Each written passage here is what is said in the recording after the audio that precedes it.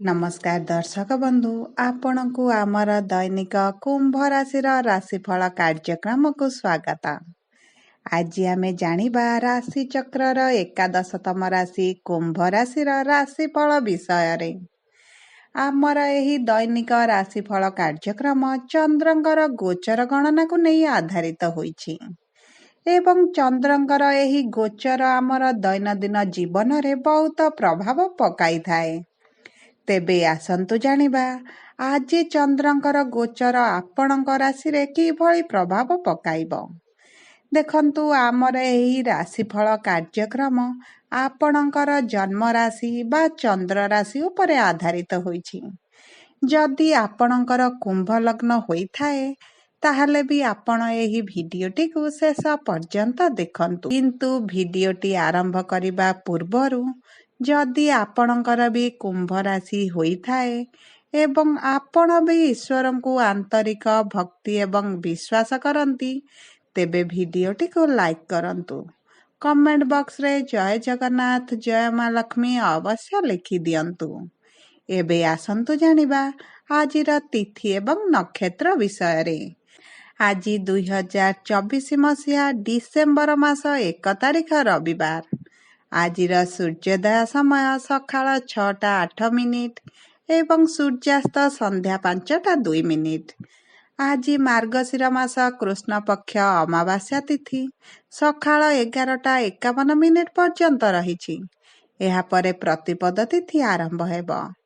आज चंद्र अनुराधा नक्षत्र रे दिबा 2:23 पर्यंत रहिबे। तापरे ज्येष्ठा नक्षत्र को गोचर करिबे।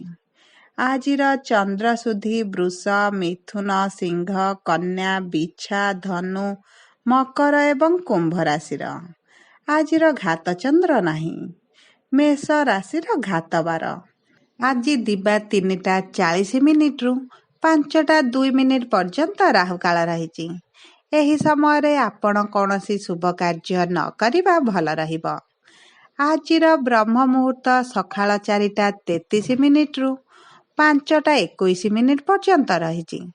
आजिर शुभ समय सकाळ 6:52 रु 9:03 दिबा 12:57 रु 2:51 दिबा 3:35 रु 3:40 रात्र 7:39 रु 9:24 एवं रात्र 12:02 रु 1:14 पर्यंत रहिछि।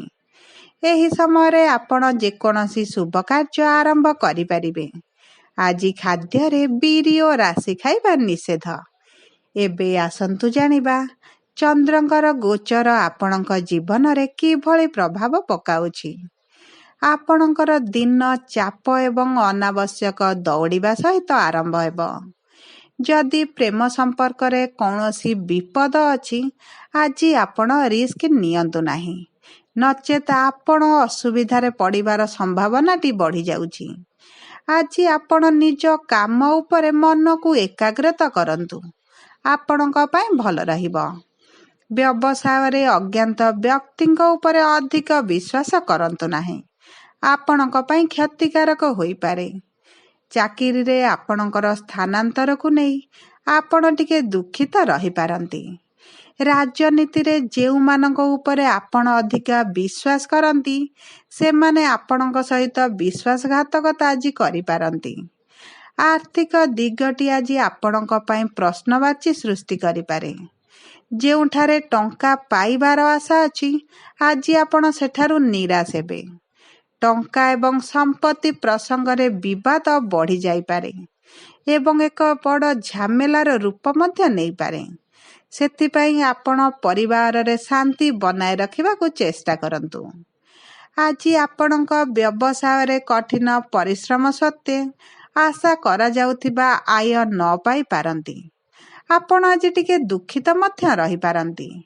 आपणक जमा होइथिबा पूंजी घर काम रे खर्च होई पारे। पिता मातांक ठारू आशा करा जाउथिबा समर्थन न पाइबा कारणरू आपण निराश अनुभव करि पारंती। कर्म क्षेत्र रे भल काम करिबा सत्वे मालिकଙ୍କ आखिरे आपणଙ୍କ प्रति सही भली आकर्षण न पाई पारे। ଭାବ ପ୍ରବଣତାରୁ ପ୍ରେମ ବିବାହର ନିଷ୍ପତ୍ତି ନିଅନ୍ତୁ ନାହିଁ। ଭଲ ଭାବରେ ଚିନ୍ତା କରିବା ପରେ ଏହି ବିଷୟରେ ନିଷ୍ପତ୍ତି ନିଅନ୍ତୁ। ଆଜି ଆପଣଙ୍କର ମନ ଦୁଃଖିତ ରହିବ, ସେଥିପାଇଁ ଆପଣ ଶାରୀରିକ ସ୍ତରରେ ମଧ୍ୟ କ୍ଳାନ୍ତି ଅନୁଭବ କରିପାରନ୍ତି। ଯଦି ଆପଣ କୌଣସି ଗମ୍ଭୀର ହୃଦଘାତରେ ପୀଡ଼ିତ ଅଛନ୍ତି, ତେବେ ଚାପଗ୍ରସ୍ତ ମିଳୁଥିବା ସ୍ଥାନରୁ ଆପଣ ଦୂରେଇ ଯାଆନ୍ତୁ। ଆପଣଙ୍କ ସ୍ୱାସ୍ଥ୍ୟ ପାଇଁ ଭଲ ରହିବ। ଆପଣଙ୍କ ସ୍ୱାସ୍ଥ୍ୟରେ ଉନ୍ନତି ଆଣିବା ପାଇଁ ଆପଣଙ୍କୁ ଭଲ ଚିକିତ୍ସା ସହିତ ଭଲ କ୍ଲାଇମେଟର ମଧ୍ୟ ଆବଶ୍ୟକତା ଅଛି। ଆପଣ ସୁସ୍ଥ ବାତାବରଣରେ ରହିବା ପାଇଁ ଚେଷ୍ଟା କରନ୍ତୁ। ଆଜି ଆପଣ ଆପଣଙ୍କ ଖାଦ୍ୟ ପାନୀୟ ଉପରେ ଅଧିକ ଦାୟିତ୍ୱ ଦିଅନ୍ତୁ, କାରଣ ଆପଣଙ୍କ ସ୍ୱାସ୍ଥ୍ୟ ଆଜି ଟିକେ ଅଧିକ ବିଗିଡ଼ି ଯିବାର ସମ୍ଭାବନା ଅଛି। ବିଶେଷ ଭାବରେ ଆପଣ ଆଜି ମାନସିକ ଚାପରେ ରହିପାରନ୍ତି। ଆଜି 20% ଭାଗ୍ୟ ଆପଣଙ୍କ ସାଥିରେ। ଶୁଭ ଅଙ୍କ 3, ଶୁଭ ରଙ୍ଗ ହଳଦିଆ। ଆଜି ହନୁମାନ ଚାଳିଶା ପାଠ କରନ୍ତୁ, ଆପଣଙ୍କ ପାଇଁ ଶୁଭ ରହିବ। ଯଦି ଆପଣଙ୍କୁ ଆମ ଭିଡ଼ିଓଟି ପସନ୍ଦ ଆସିଥାଏ, ଭିଡ଼ିଓଟିକୁ ଲାଇକ୍ କରନ୍ତୁ। କମେଣ୍ଟ ବକ୍ସରେ ଜୟ ଜଗନ୍ନାଥ, ଜୟ ମା ଲକ୍ଷ୍ମୀ ଅବଶ୍ୟ ଲେଖିଦିଅନ୍ତୁ।